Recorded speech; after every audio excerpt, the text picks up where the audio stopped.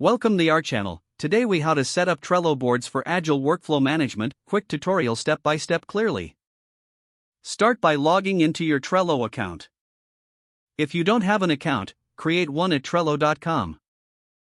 Once logged in, click on the Create New Board button. Choose a name for your board that reflects your project or workflow. Select a background color or image to personalize your board.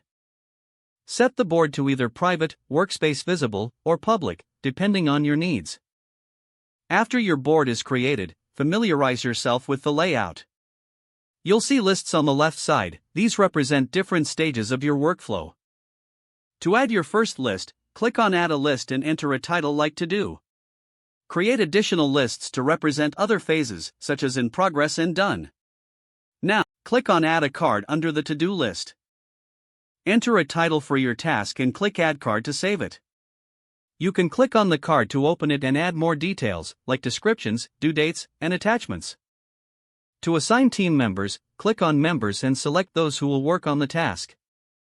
Organize your cards by dragging and dropping them between lists as work progresses. Use labels to categorize tasks based on priority or functionality for easier identification. For recurring tasks, consider using checklists within your cards to track subtasks. Utilize due dates to ensure deadlines are clear and manageable.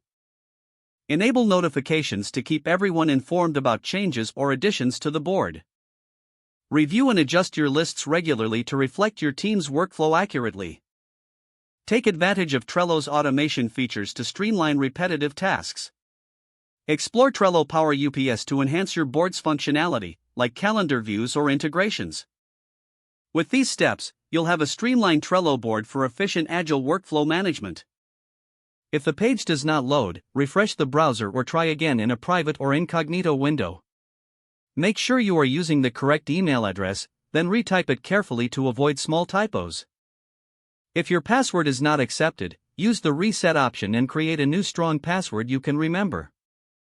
Check your spam folder for verification or security emails, then complete any requested confirmation steps. Enable two-factor authentication if available to improve account security and reduce unauthorized access risk. After signing in, review your profile details so your contact information and settings are accurate and current. Don't forget to like this video and subscribe to our channel for more step-by-step tech guides.